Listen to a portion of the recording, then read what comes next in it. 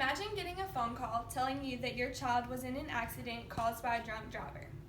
People need to understand that drinking and driving is very dangerous and could cause major disasters. These people should find an alternative. Today, I'm going to persuade my audience to not get behind the wheel while under the influence. First, I will explain the need for this speech. I will explain to my audience the disasters that could happen if they were to commit this crime. Next, I will convince my audience by explaining to them the consequences they could receive due to their poor choices. Next, I will help the audience visualize the facts. Lastly, I will put in a plan to action that my audience could use or follow that would give them an alternative to driving under the influence. I believe this topic is very relevant to the current society because of the numbers of individuals who are driving under the influence and the amount of underage individuals who are also doing this. I believe I'm a credible source for this topic because of my association with underage individuals and the amount of research I have done on this topic. According to the Alcoholism Statistics website, someone who is under the influence has a 25% slower reaction time, reduced coordination, 32% decrease in vision accuracy, muffled hearing, incorrect perception of distance, and negatively impaired concentration. With these reduced reaction times and negative effects on impairment, it is obvious that drunk driving can cause fatal accidents.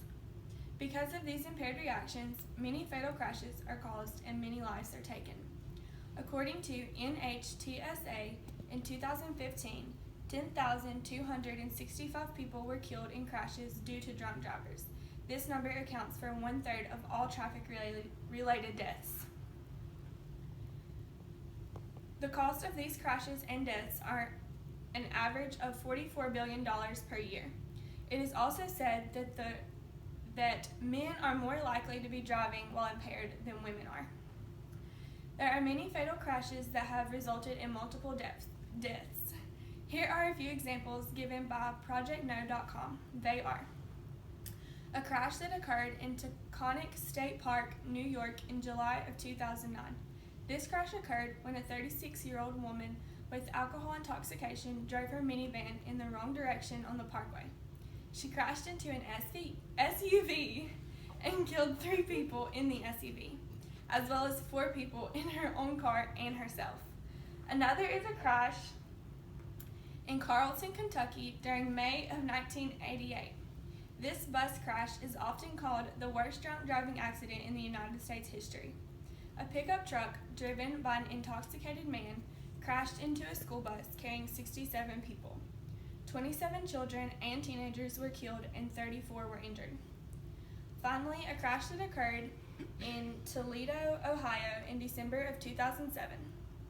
This crash occurred when a drunk man drove his pickup truck into a minivan carrying a woman and her 4 children. All the passengers in the minivan died. The man was later sentenced to 43 years in jail. All of these accidents are given to us by ProjectNo.com. Now that I have discussed some fatal crashes caused by drunk drivers and the statistics on crashes, I will now discuss some of the consequences received due to impaired driving. Besides the obvious consequence of having to live with yourself after your poor decisions were the cause of multiple deaths, there are many lengthy and terrible consequences.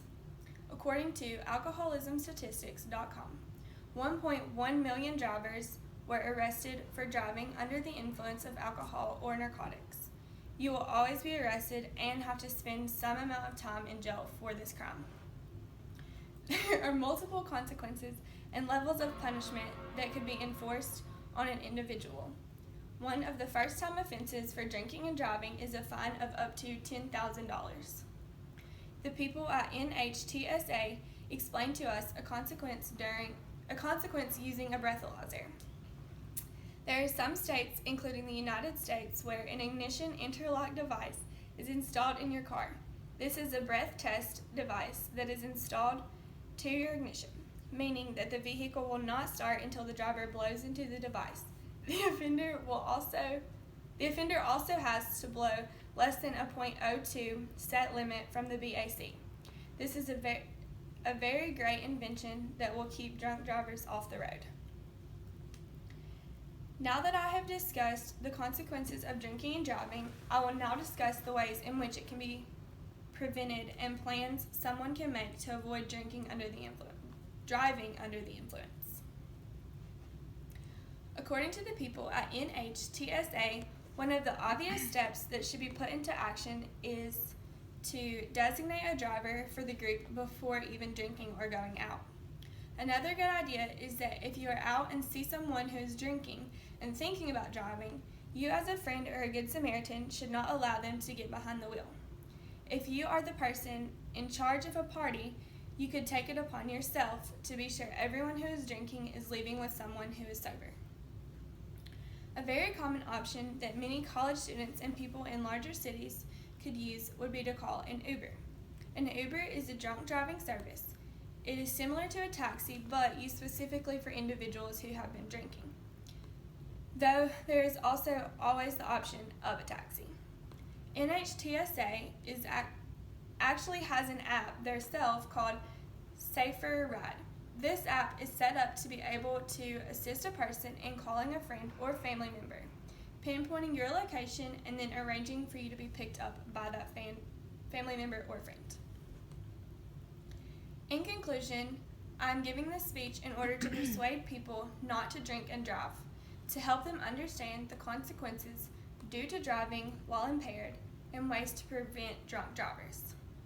Today we discussed the disasters caused by drunk drivers, such as the fact that 1/3 of the traffic accidents are caused by drunk drivers. We then discussed the consequences of driving while under the influence, one of them being that a breathalyzer could be installed in your car, preventing you from starting the car until you blow, and you must blow below a .02. Lastly, we discussed ways to prevent someone from drinking and driving, one of them being that you could call an Uber or have a driver set before drinking. After hearing about the many fatal accidents caused by drunk drivers, I want to persuade my audience to stay away from drunk driving and to help prevent others from driving under the influence by informing them of the consequences and the levels of fatality.